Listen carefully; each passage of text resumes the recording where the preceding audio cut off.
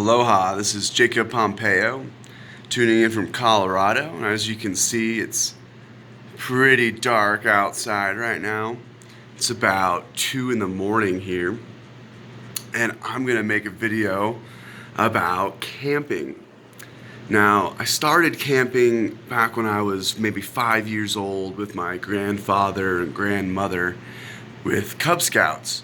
And Cub Scouts is a great organization formed by the Boy Scouts of America, which empowers young kids to become involved in their community, but also teaches us skills that we can learn throughout our childhood that we will carry throughout our lives, such as camping, and all sorts of survival skills, a lot of crafting skills, and there's a lot of communication skills that they teach too, because you're in an environment with other children your age, all working towards a like-minded goal. So I highly recommend the Cub Scouts and Boy Scouts of America. They did wonders for me in establishing virtues and just a sense of who you are. You get to break out of society a little bit more while still staying within society, if that makes sense. So my first camping experience was when I was maybe 5 or 6 years old with my grandfather, and I was not an outdoorsy kid. I was afraid of all the bugs, hated ants. I was tore up from the head to toe by mosquitoes. I grew up in Florida, so there's tons of mosquitoes there. Camping didn't seem like something I would actually get that into, but now later in life, it's become a part of me. So what is camping? Camping, to a lot of people, can be survivability. But in this video, camping is going to be more of a recreational activity. Camping is something you can do with your kids or alone, something you can do with your pets, your friends. It doesn't have to be structured in any way. It doesn't have to be a large camp. It can be small. It doesn't even have to really be a campsite. You can actually just backpack around and set up little fires. I've even experienced being lost in the woods with nothing but a jacket and a dog. I've actually considered curling up at the foot of a tree to survive the night because there was a pretty harsh rainfall that came upon me and my dog. And thankfully, though, my instincts told me to just keep going, keep looking for my car. Even though it was pitch black out, there was no lights. It was probably midnight at this point in time, and I'm wandering through the forest looking for my car, and I hear a generator in the distance, and I wasn't even sure if I was really hearing a generator or just the water hitting something, but I followed that sound, and it turned out that I wandered into a hunter's camp.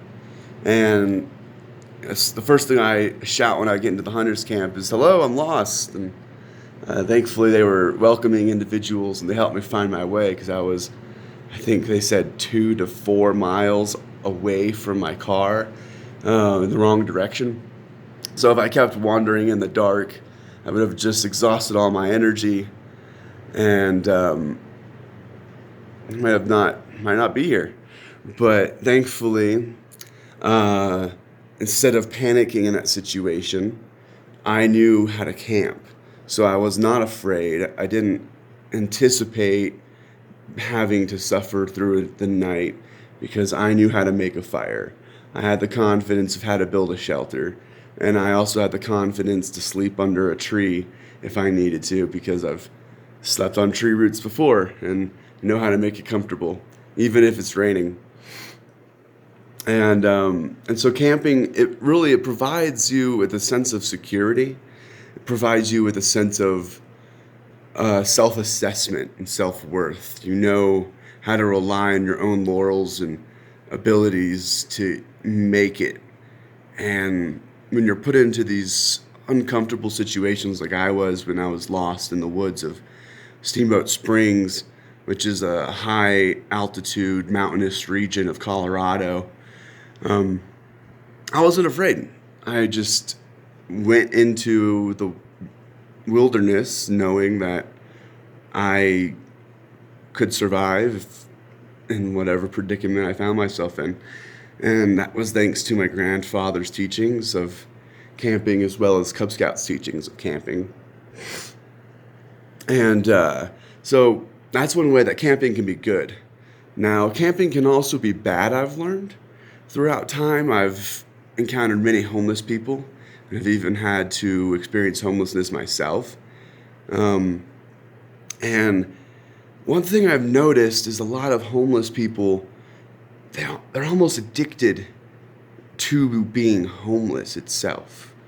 It's like the allure of being free and being completely at the mercy of your own abilities attracts them so much that they actually rather live their life homeless.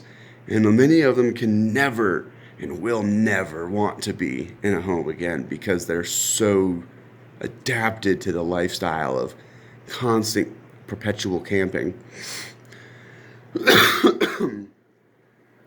um, and now there's different styles of camping too. And a lot of people like to camp big and comfortable where you need a truck to drive all of your gear and equipment out and have a huge tent the size of your house with all the luxuries of your home so you can walk outside of your house essentially and be in the middle of the woods. And I've done that many a times. I've even pulled a trailer around. And it's quite a nice way to camp. It's very comfortable. However, you're not as in the elements and in the nature that you really want to be. You really want to take just one friend or two and a backpack each. Pack up just enough food for each of you to carry to make it for a weekend. Have maybe one tent just big enough for all three of you to sleep in sleeping bags in. And maybe not even that. Maybe just set up a fire and sleep around the fire. You know, there's all sorts of ways to camp, all sorts of campsites to set up. I highly recommend you look into it. And it's something that you can do every weekend. You can go out every weekend and try a new style of camping, a new setup. There's always new weather climates to camp in and new ways to camp in those climates and conditions. So it's a fun skill, and it can become a habit. Now, you just got to make sure to control it, just like anything else. Too much of a good thing can become a bad thing.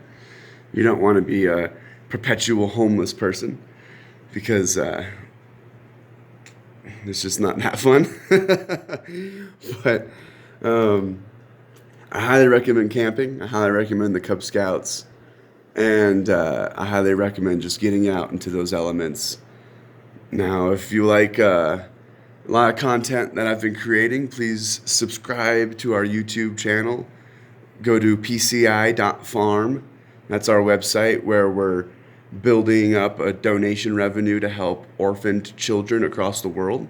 So please donate to that as we need more support to continue providing farm land and goats to orphans and more food security for them. And I look forward to seeing you all on our next video. Until then, aloha.